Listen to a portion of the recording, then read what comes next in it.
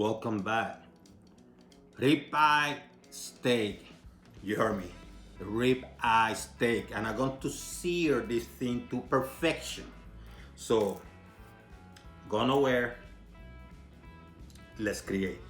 So the first thing I'm going to do, I'm going to prep this baby. And this is a ribeye. This is a beautiful one that I got from the local butcher. That what you see here is a mix, a butter mix that I prepare that I'm going to be using later when I'm cooking the steak. And here's something that I have, which is a rub, and this rub is magical. Here's the thing, about 95% of the time when I'm cooking steak, I use sea salt and pepper. But there are times that you find a magical ingredient, like a rub, but it has to be a special rub, and this one truly is magical. And I ordered this from a chef that I know. She's right now in North Carolina, and it's from this small business company called The Rub. Oh my goodness. And that's all I have to say. You have to give it a try. So this is how I do it. I just grab the rub and I see how beautiful. You just start rubbing it. Now, two key components here. Number one, before you do all this, make sure your steak is been out of the refrigerator for at least 30 minutes. And number two, after you apply this rub, another thing that you might want to do is like leave it in the steak for at least 30 minutes. Let's do the other side. And I'm going to be generous because I know this stuff is good. I already tasted before. And this thing is magical. Let me put a bunch here. See? No mercy. And you do the same from this side.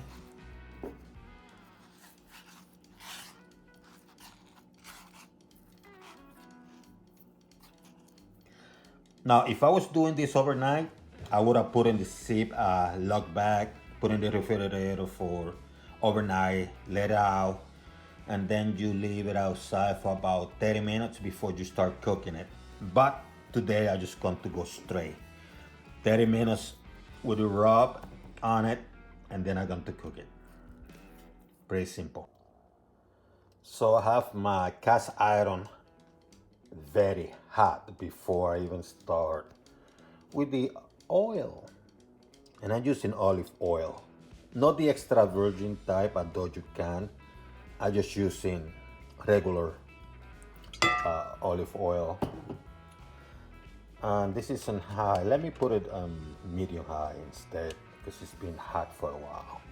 Now what I'm going to do is I'm going to grab my ribeye and to put it there.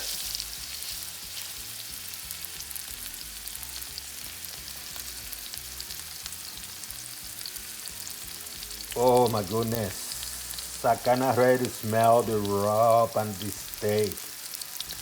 So what I'm going to do, I'm going to let it cook for about 3 minutes in one side, and then I'm going to flip it and probably do about 4 minutes on the other side. So, wow.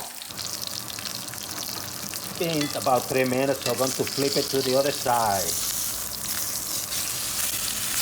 See how nice and burnt it looks.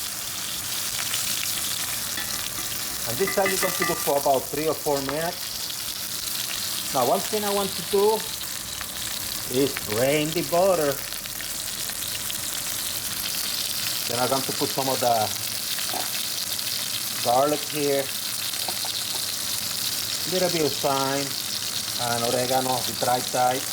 Not that you need it because the rub already is taking care of the flavor, but I like to add a little bit more stuff from time to time.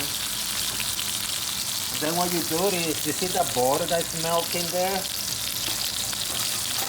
You have to grab a spoon. You have to make sure that stuff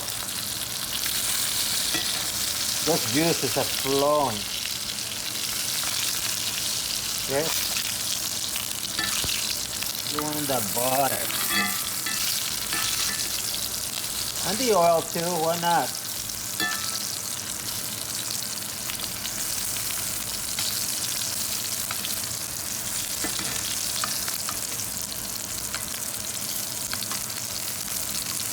By the way, that noise that you're hearing is my fan. Because, you know, my kitchen is relatively small and I want to make sure that I don't have no alarm going on or whatever. Wow, this smells good.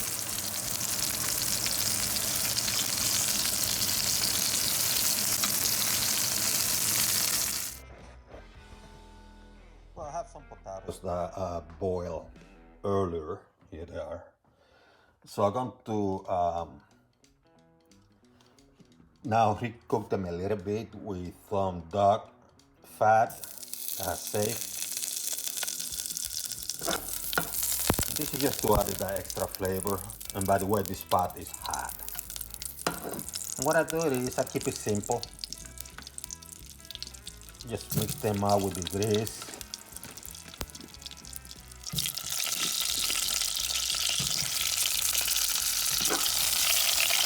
Just to add that wild flavor.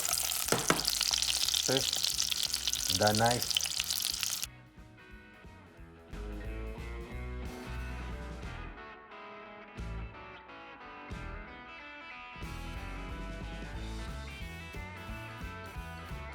Let it cook for a little bit, maybe 2 or 3 minutes. Just keep in mind these potatoes are already cooked.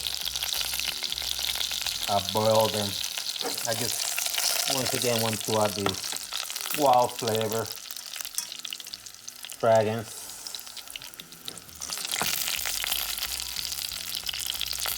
But this stuff smells so good.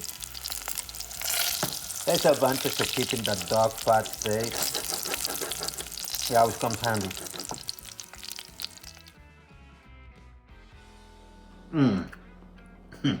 Let's create.